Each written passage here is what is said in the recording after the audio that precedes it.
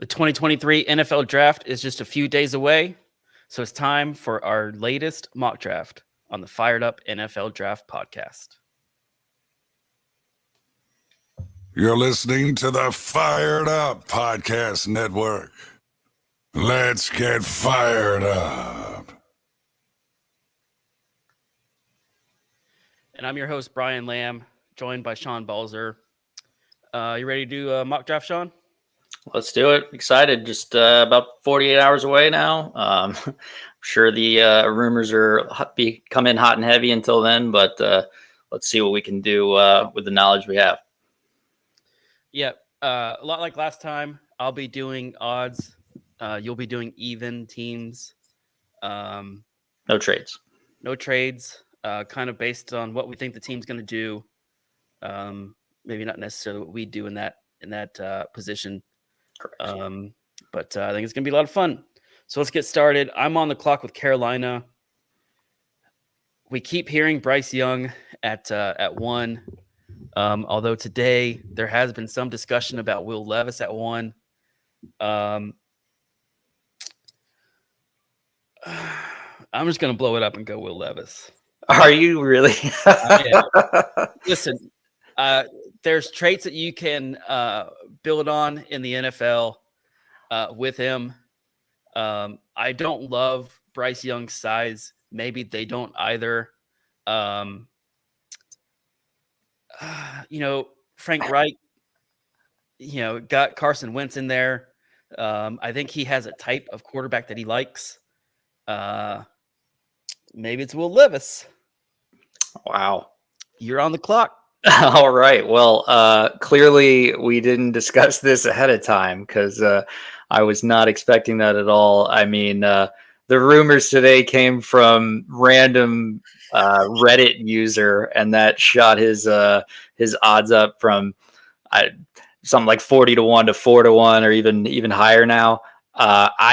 I'm not buying it. I'm just not buying it. It's got to be Bryce Young to me. But in this scenario, if you're taking Will Levis at 1, the Texans are so happy that they don't have to hear about that last game of the season that they won that dropped them to the second pick. They wanted Bryce Young all along. I think they tried to trade up with the Bears before the Panthers ended up doing it. So here at 2 to get Bryce Young, slam dunk pick for them. Absolutely run the card up. Bryce Young, quarterback, Alabama. For the record, I would not draft Will Levis 1. All right, Arizona on the clock. Clearly have some needs up front on the defense. So this isn't going to be a quarterback. I'm not going to completely blow up the mock draft at this point. A hot start. It is a hot start. I'm going to make this one pretty simple. I'm going Will Anderson Jr. out of Alabama. I think he's the best option at edge at this point. Somebody that can just do a lot on that side of the ball. I still kind of wish he could do more to beat the offensive tackle. I think he's kind of a little raw. Maybe doesn't have a lot of tools on his tool belt to beat the offensive lineman, but has everything else that you're looking for in that type of player. All right. So coming up 4 here, I think is it's pretty obviously between 2 players, C.J. Stroud and Anthony Richardson. With no Will Levis on the board, we don't have to have that conversation. So I think this. I don't know that this scenario is exactly going to play out, but I do think that the Colts may be privately thrilled about the idea of C.J. Stroud being available at 4. We'll see if that's the case, or we may see if that's the case on Thursday. But in this scenario, for sure, absolutely C.J. Stroud, quarterback, Ohio State, no hesitation. Up 5 is Seattle. Anthony Richardson's on the board. I don't think that's an option for them at this point. I think it's going to be a defensive player. So now you're talking about, is it going to be defensive line or defensive tackle? Are they going to go edge rusher and find somebody in that position? I don't think that they really have a need at in the secondary or even linebacker, maybe outside linebacker. But I'm going to go with Tyree Wilson out of Texas Tech. Versatile defensive prospect, something that can do a lot for him. At Texas Tech, he played, interior defensive line. He played defensive end. He played outside linebacker. He can just do a lot and kind of give them some flexibility for what they want to do on defense. I like the pick. There's some reports out there that the Seahawks are out on Jalen Carter. So with Jalen Carter still available, does look like he's going to go top 10, maybe top 6. I feel like Carter and Anthony Richardson are the most likely picks here in this scenario with Detroit at 6. Maybe that's a little bit of wish casting on my side because I've been wanting Anthony Richardson to go to the Lions all off season. Love the idea of him behind that offensive line with Jameson Williams after the suspension and Amon-Ra St. Brown. But they have a major need on the interior D line. And with Jalen Carter available here at 6, we'll go ahead and take him, Jalen Carter, defensive tackle, Georgia. The Raiders are up at 7. Man, I really don't know here. I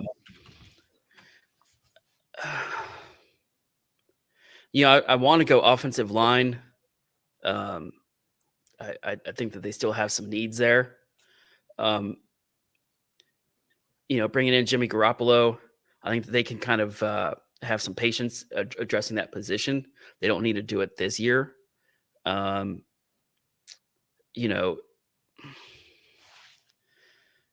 Maybe corner is another position that I'd look at.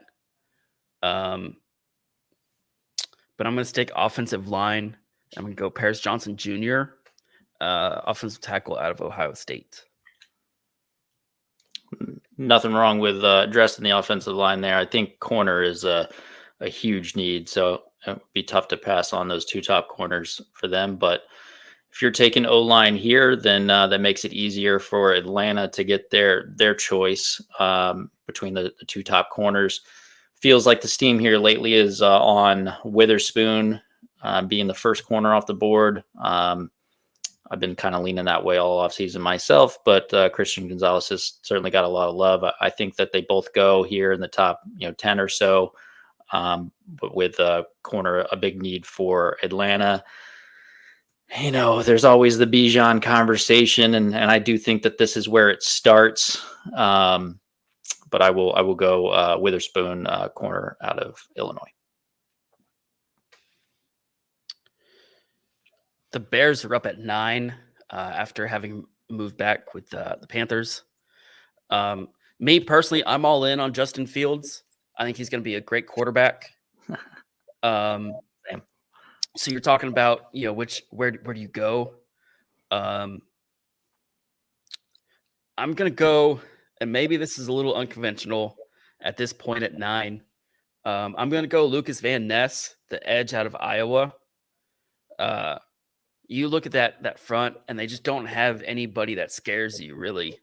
So I'm going to go that route and just give them a franchise edge rusher, somebody that you can kind of build around on defense, and give them at least some sense of hope in Chicago.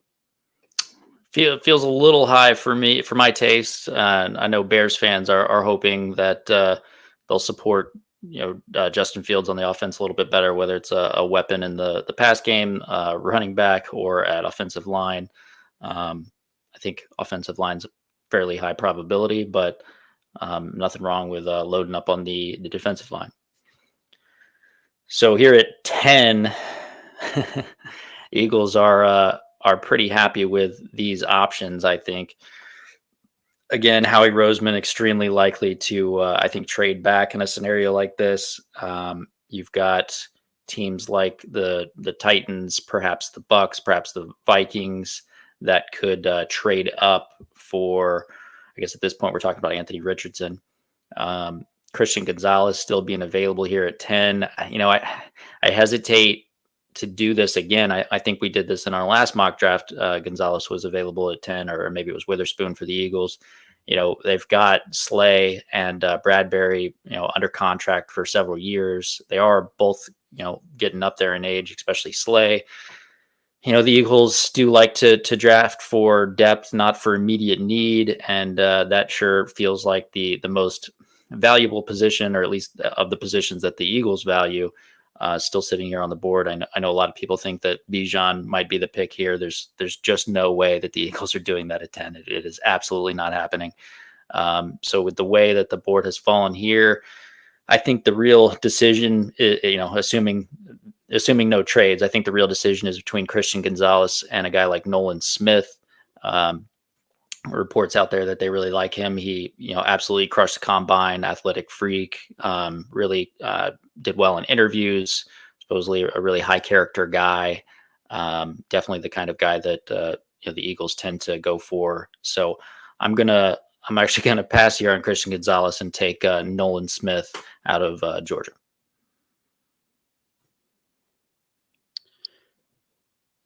The Titans are on the clock at 11. And I'm going to be honest with you. Anthony Richardson's the only 10 I see. I know that maybe he's not pro ready at this point, but I do think you can build an offense around him. Clearly, I don't think that the Titans are in love with Malik Willis. Ryan Tannehill is probably going to be done with that franchise here shortly. So I'm going to go with a young quarterback out of Florida, and somebody that has a high upside and high ceiling, and with players around him like Derrick Henry. I think that you can win with them and make it easier on him to kind of transition into the NFL. Hard to figure out where that fourth and potentially fifth quarterback spot are. I imagine the Titans would be thrilled if Richardson's still available at 11. I'm going to throw out Bijan as a possibility there at 11, maybe a low key under the radar type option if they wanted to move on from Henry. There were some trade rumors out there about Henry that appear to be false, but he's certainly up there in age and costly for a team that doesn't look like they're competing anytime soon. Doesn't make sense to hold on to him. I'm not sure that Bijan makes sense either for a team that has a lot of needs, and quarterback being one of them. So definitely like the Richardson pick there for him, but keep them in mind if they're on the clock with Bijan still available. So here at 12, got the Texans picking again. Thankfully, they already have their quarterback, so I don't have to worry about that. I do think that Jackson Smith and Jigba is a good possibility here. Personally, love the idea of pairing him with CJ Stroud, but obviously the Texans don't feel that way. I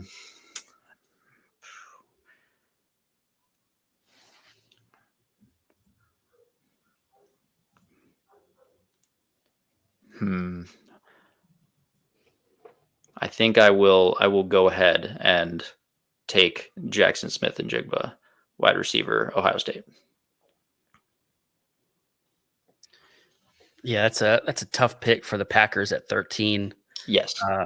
They moved up in that trade with the Jets for Aaron Rodgers. So clearly I think they're going to go all in on Jordan Love. Fully expect them here next month to pick up that fifth-year option on Jordan Love. So you really kind of took their pick there. I think it's going to be a wide receiver or tight end. I just don't know if they're in love with any of these guys. For the Packers, they lost Allen Lazard. I mean, I don't love these wide receivers this year, and that's the problem. And the more and more that we hear, it's that the NFL isn't in love with them either. Man, I just don't know what you do. That's a tough one because I really kind of zoned in on JSN there. Yeah, I mean, looking at their roster, they've really done a good job of kind of infusing some youth into there across the board on both sides of the ball. Don't really see any glaring holes. It's just they just need to get better overall. I'll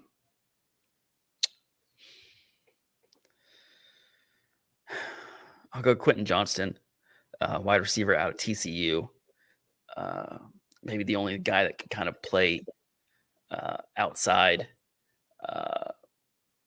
Give him some options there to go. 3-4 wide receiver looks and some flexibility of what they want to do on offense. Yeah, definitely an interesting spot there in the draft. I don't know if the Texans would in fact take JSN at 12 or not. I was kind of 50-50 there on an edge rusher, maybe a Myles Murphy. I think that would have made it a little bit easier on you, but I also think that makes it more interesting as a possible pivot scenario in the draft. If the Texans do in fact take a wide receiver, JSN or otherwise, I think that these wide receivers maybe come off the board a little bit faster than everybody thinks, which I'm still leaning into the over 3.5 wide receivers at minimum. It just would absolutely shock me if we don't get those top 4 guys off the board. But big moment there as far as the possibility of getting more. And here at 14, I don't think it's impossible that the Patriots are considering whether it be JSN or one of these other receivers as well.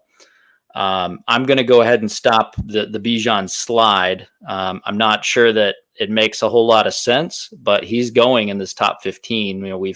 We passed him up a few different times in spots that it could be, like I said, Tennessee, Atlanta possibility. I don't think Atlanta should. That's a possibility. Chicago, I don't think they should, but I think that's a possibility. It's kind of exciting, right? You pair him with Justin Fields. I could see them, that pitch to the fans, right? Here at 14, I like Ramondre Stevenson. I think he did a good job last year as a 3-down back, but Belichick has taken a running back in the first round before. That offense absolutely needs more weapons, and if they're looking around here, I don't think they're likely to take a tight end in the first round. I'm not sure that they would want to reach up for the third wide receiver here. So I will go ahead and select Bijan Robinson, running back, Texas. Yeah, I think it's an interesting move, especially because our hot takes episode was last week. However, now the New York Jets are on the clock at 15. Obviously, again, moved back with the Packers in that trade. So you've got a capable quarterback now. I'm looking at the offensive line, and I think you've got to address that left guard position. There's no telling how long Aaron Rodgers is going to be there. I think he's going to have to answer that question with the media, though.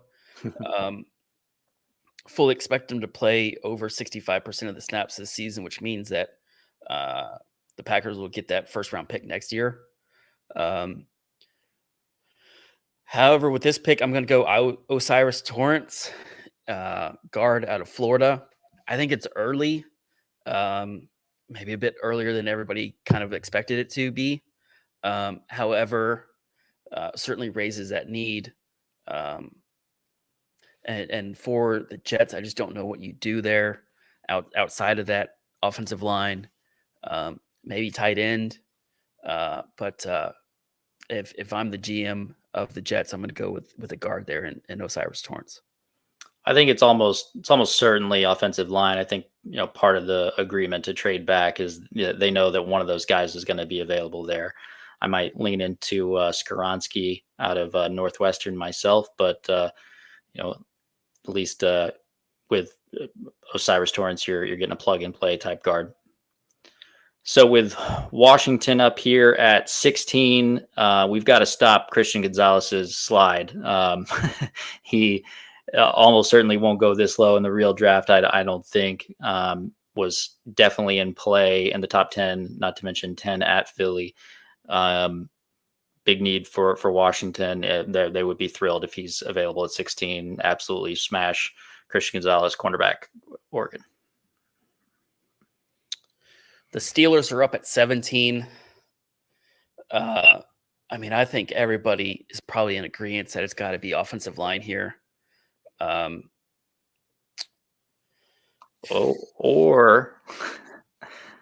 there's a legacy name sitting there. There is.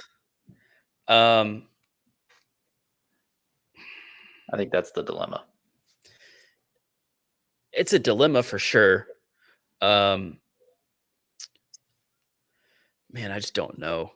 I mean, you have Levi Wallace and you have Patrick Peterson in the secondary. Love what Peterson has done. Don't know if he's the same guy he was. But you have Kenny Pickett at quarterback. You got to protect him. You got to give him more time to distribute that ball. And I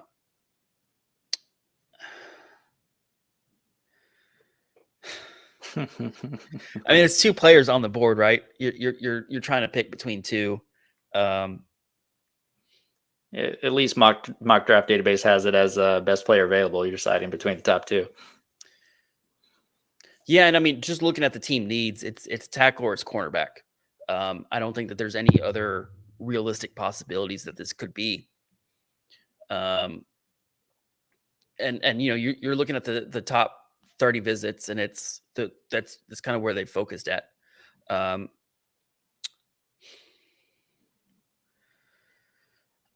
I'll go Porter. I mean, I just don't know. I mean, does Skoronski continue to slide down this board in this draft? Man, that's a long way to fall, because I don't know, what that continued looks like for him. Yeah, I don't think Skoronski, Broderick Jones, Darnell Wright are going to fall this far in the real draft. But as far as Skoronski himself, I mean, a lot of teams see him as only a guard. He's got shorter arms. The idea that he could fall a bit, I think, is possible. You went Porter there over Deonte Banks against my hot take.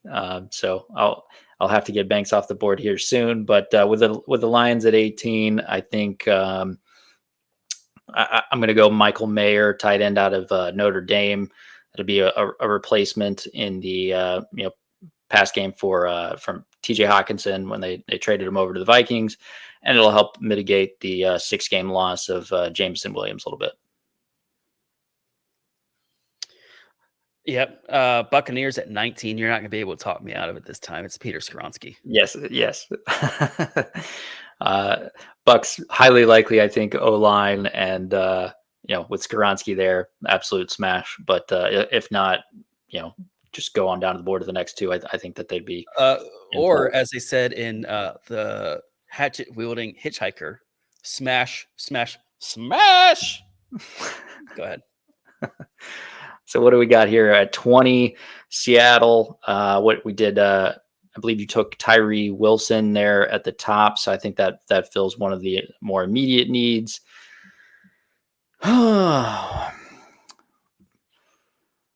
See, interior line, corner possibly. Myles Murphy's still available. That I think we'll go ahead and take Myles Murphy, edge out of Clemson. This is at 20 here. You're going to go 2 edge rushers?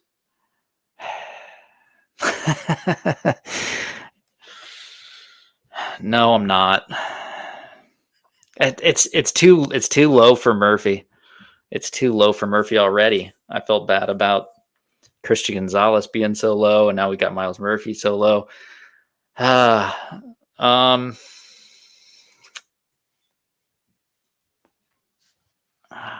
don't really think they'd take a tackle. Wow. How about Deonte Banks? We'll go Deonte Banks, corner, Maryland. Not a high pressing need, but certainly it's not. I think tight end might be a possibility, if not in 23, and certainly in the 2024 draft. Chargers are up at 21. I think it's highly likely that they go wide receiver. I think they have the need at wide receiver. However, I'm going to go with Myles Murphy, edge out of Clemson. All right. 22 here with Baltimore. I've got cornerback and defensive end as a high need. So either any of those guys would have worked, or and Myles Murphy. Click on that cornerback thing for me. Let me make sure I don't repeat somebody that's already been taken. You got it, Daddy. Emmanuel Forbes has really been rising up draft boards here lately. He's very small. He's very small, but he's clearly going to be a first round pick. I think he's at least going to get real close. So I will go Emmanuel Forbes, cornerback, Mississippi State.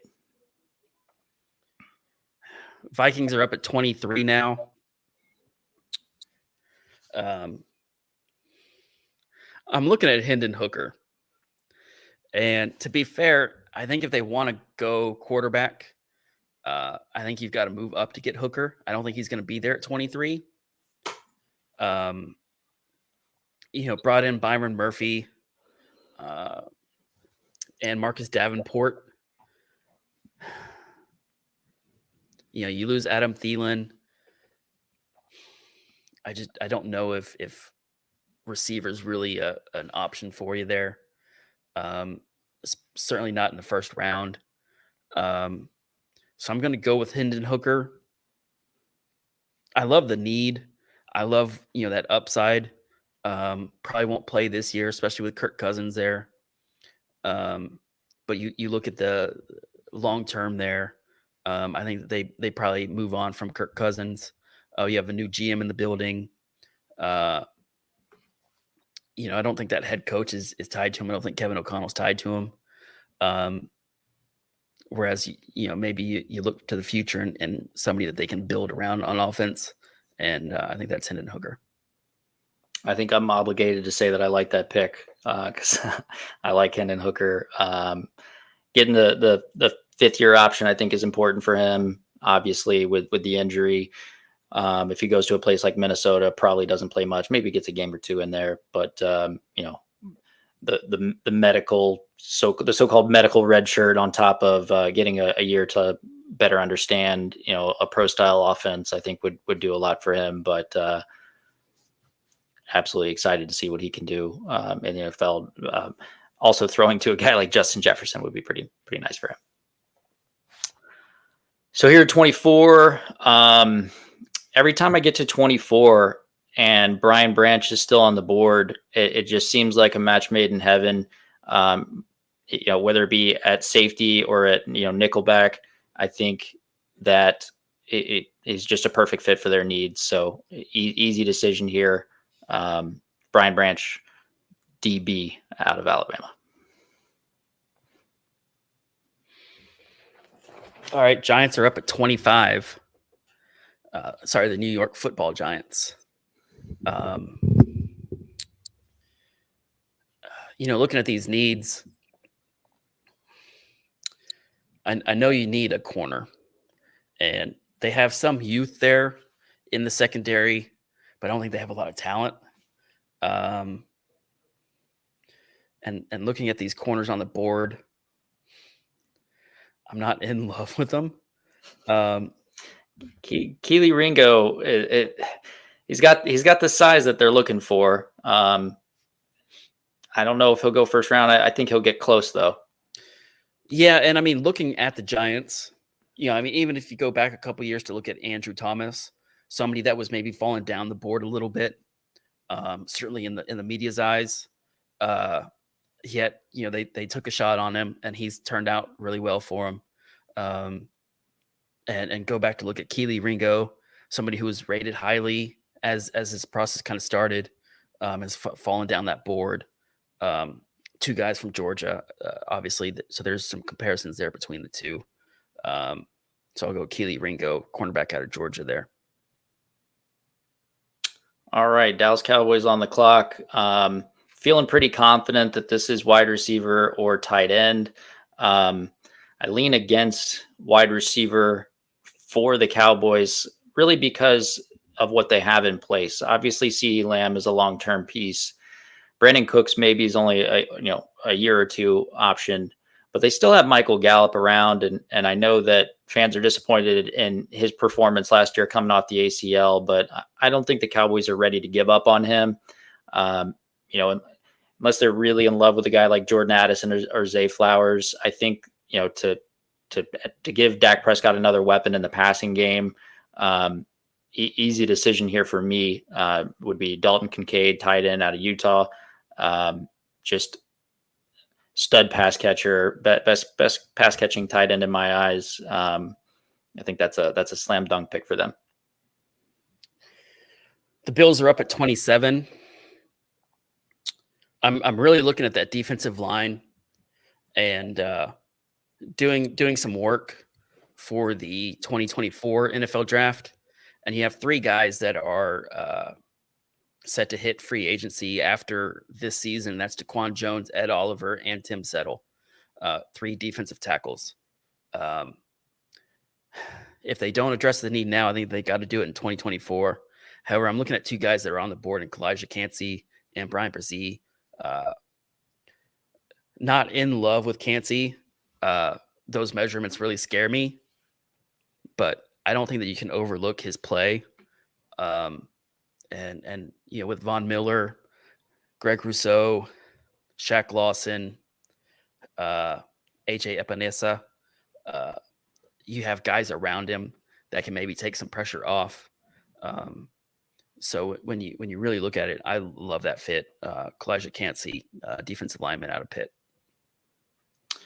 I'm currently working on my mock draft. My final mock draft to post tomorrow night, and I'm trying to find a spot for Kalijah Cansey. There's enough smoke around around him going in the first round that I feel like it's going to happen. I do like the fit there in Buffalo.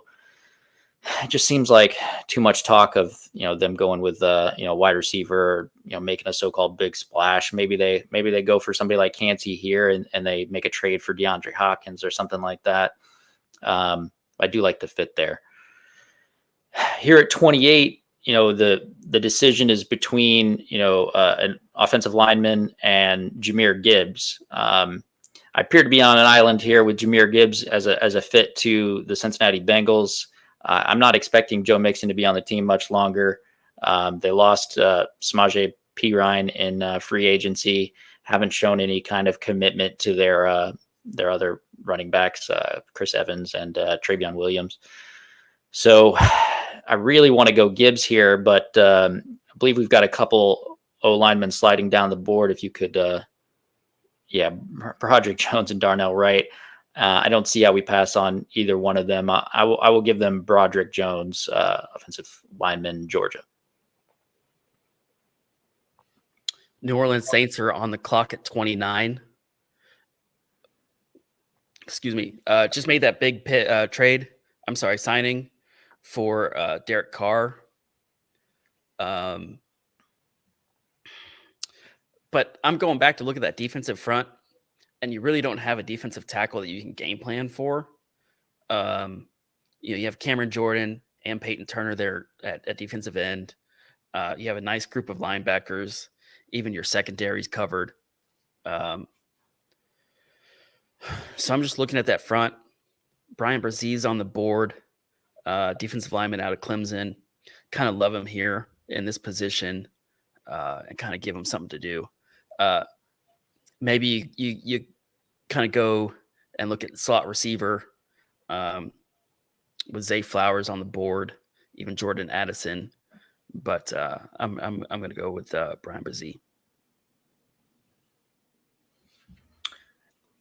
So you've put me in an interesting spot here where Eagles are on the clock, and there's talk about Jahmyr Gibbs being a possibility there at 30.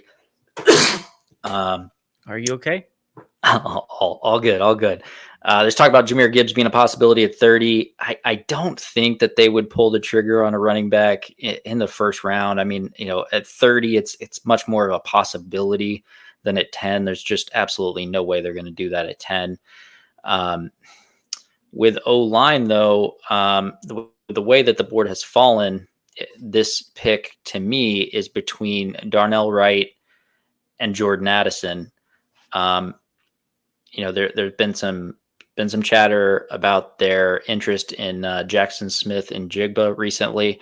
I wonder if that's as a possibility as a faller. There's constant negativity around this wide receiver class. So I wonder if they're just doing their homework on a possible wide receiver that could fall, or if they're talking about potentially trading back from 10 and then maybe he would be in play. Obviously, they have A.J. Brown and Devonta Smith. It's not a big need, but they have really not much behind that. So the Eagles will take a wide receiver at some point in this draft. I don't think it'll be here at 30, however. Howie Roseman always wants to load up on the lines. So I think here we'll go Darnell Wright, tackle out of Tennessee, gives them their right tackle of the future. Lane Johnson has committed to playing, I believe, 2 more years. That'll give them just reloading that O-line over and over again, give them another guy that can step right in and maintain the elite level of play that Philly has enjoyed on the offensive line for the last majority of decade plus. Yeah, I think that's an interesting pick. For me, it's safety with the Eagles, especially there. Especially with Reed Blankenship, the projected starter. It's not going to happen. Yeah, there's just not a lot of talent there in the secondary for them.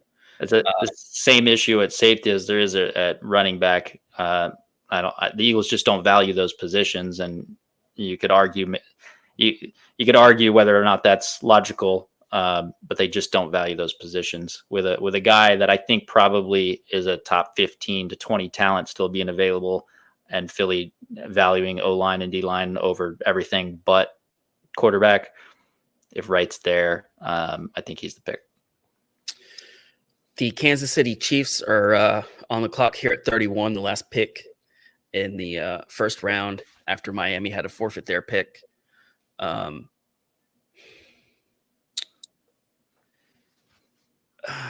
It's got to be wide receiver. It's got to be. I just don't know. I mean, you have MVS, you have Kadarius Toney, you have Sky Moore. Yuck. I know, but I mean, you've just loaded up that position, and it doesn't matter what you do. It just seems like Patrick Mahomes and Andy Reid can just figure out that offense. It doesn't matter what you have, and I'm looking at it, and I just don't think that offense is the position that they go. I'm looking at this board,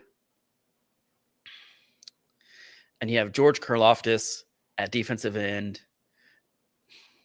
Charles Omenihu at the other end, but I'm looking at Will McDonald, and it just pops for me. Again, your wide receiver group, I'm not going to say it sucks. Well, it's not good. I mean, Kadarius Toney certainly has the talent to be I don't know if we want to say a number one, but to be a high level starter in this league. He just hasn't been able to show it consistently. Sure. I mean, it's not good, but I think it's better than a situation where you would want to address that need. So I'm going to go with Will McDonald, the fourth edge rusher out of Ohio State. I think it kind of gives them, some versatility of what they want to do on defense, and kind of give them, at least something, there to kind of build around. Can I boo that pick? Sure. Boo. All right. So going back to look at this mock draft, is there anything that sticks out to you? Well, Will Levis at 1 sticks out a bit. I mean, I don't want to put it at 0%.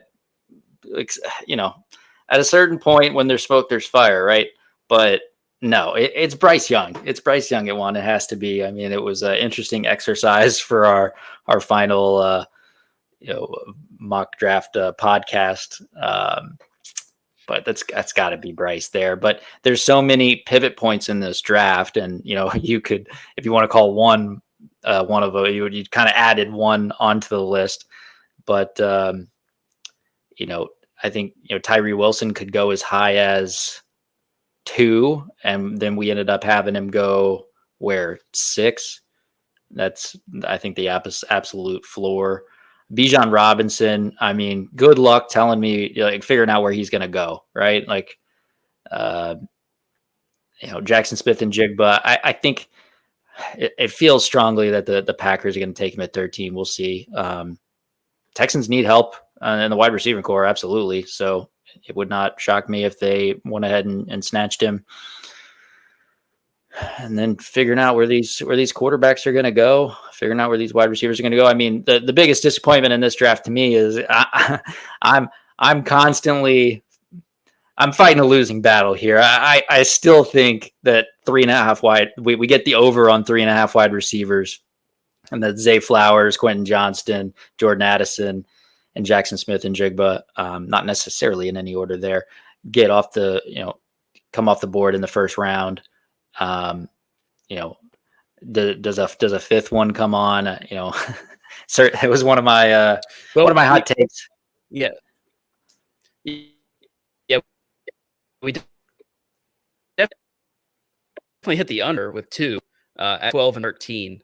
So didn't hit. I think that kind of sticks out. But you look at these other guys, and there's just, I mean, moving down this board, I can see where it's you can hit the under, because there's just a lot of needs elsewhere with these teams. Maybe you look at Minnesota. Do they go wide receiver? I don't know. The Chargers at 21. Do they?